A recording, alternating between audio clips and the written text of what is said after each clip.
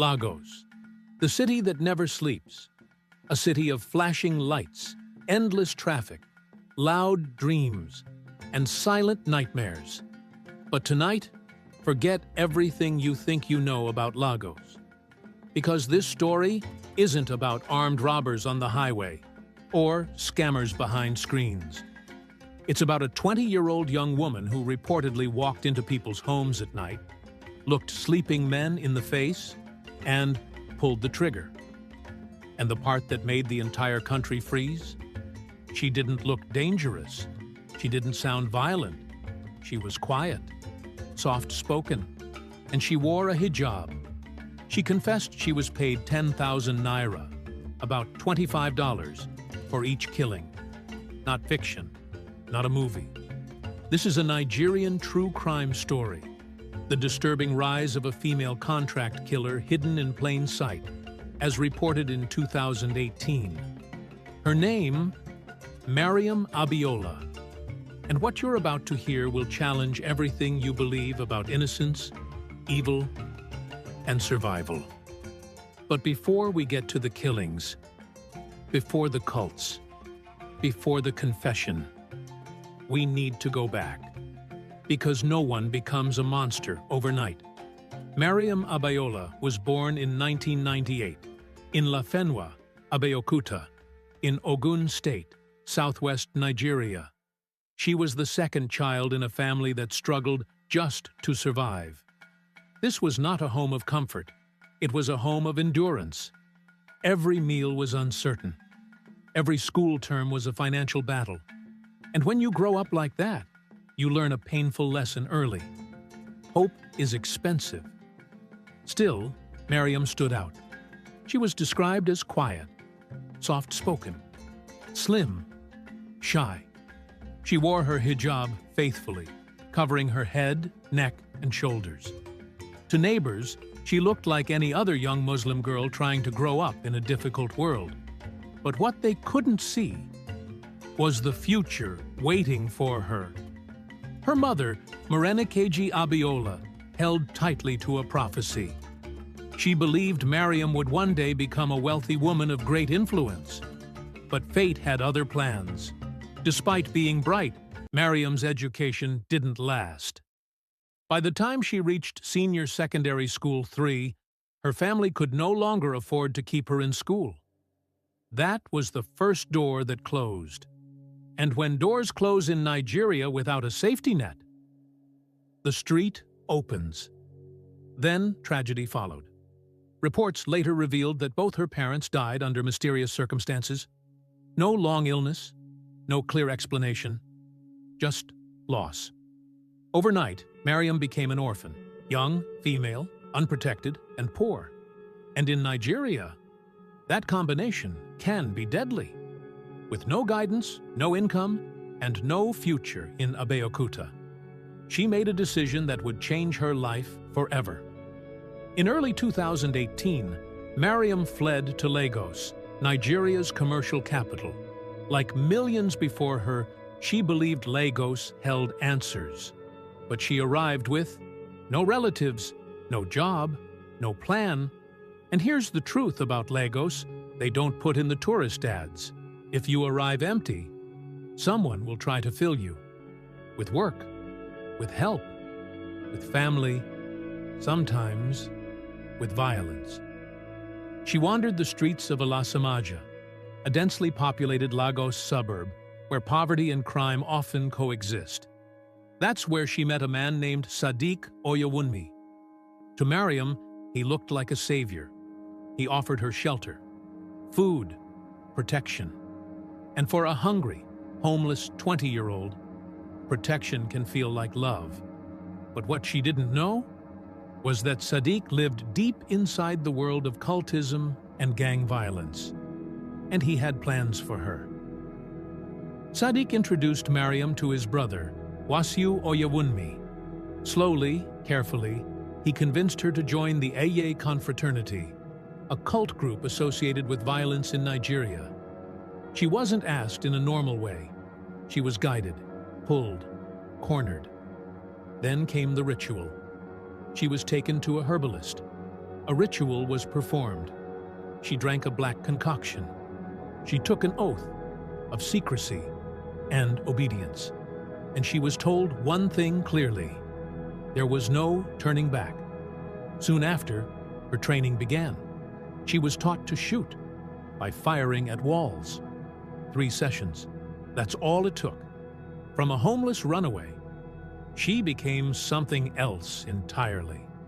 Later, she would say, "The charms made me see human beings as flies." And then came her first assignment. The target was a rival cult member living on Fabia Street, Ilasamaja. That night, Mariam dressed carefully.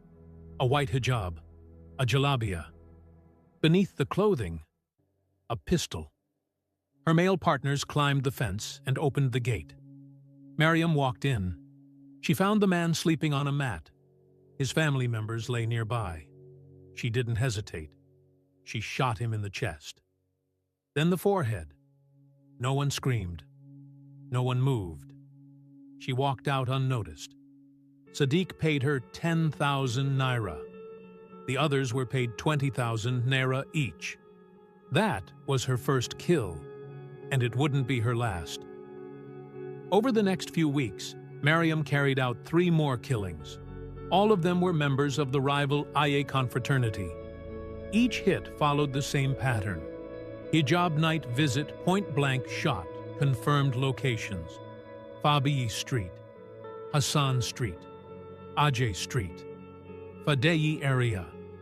When asked later how she felt, Mariam said, "I don't feel bad after killing. I see it as work." She became Sadiq's top hitwoman.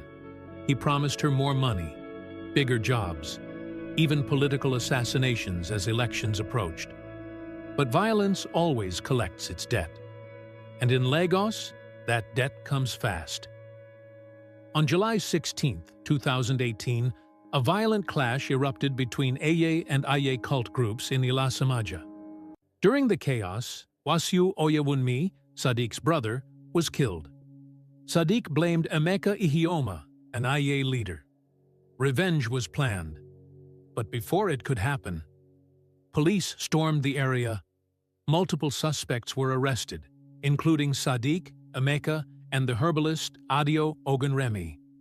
And here's the twist. Mariam didn't get caught in the clash. She walked into her arrest in a way that feels almost cinematic. Mariam was arrested while returning weapons to Sadiq's house. She was looking for him to plan their next hit. Instead, she met officers from the Ilasamaja Police Division, led by CSP Titilayo Oriomi. Recovered from her 2 locally made revolvers, 2 live cartridges, 9 9mm rounds. She was taken to the Lagos State Police Command in Ikeja. And then came the moment that went viral across Nigeria. A press briefing, a calm confession. A 20-year-old woman describing killings like a shift at work. At that press briefing, Mariam Abiola reportedly described the killings, the payments, the rituals, the training, calmly. When asked if she felt remorse, she said, "No, my charms made me see humans as flies." And then, the social explosion. A young woman, a hijab, an assassin. Not because the hijab creates violence, no, but because people realized how easily appearance can blind us. Sadiq denied knowing her, saying, "We don't admit women." Mariam looked at him and smiled. "So, I was only used?" And right there, under the lights, Nigeria watched a brutal truth play out. The people who recruit you into darkness often deny you in daylight. The Lagos State Police Commissioner at the time warned, "This is a wake-up call. We are seeing the rise of female enforcers." And Mariam added one final chilling detail. There are more than 20 other girls in Aiye. Then, silence.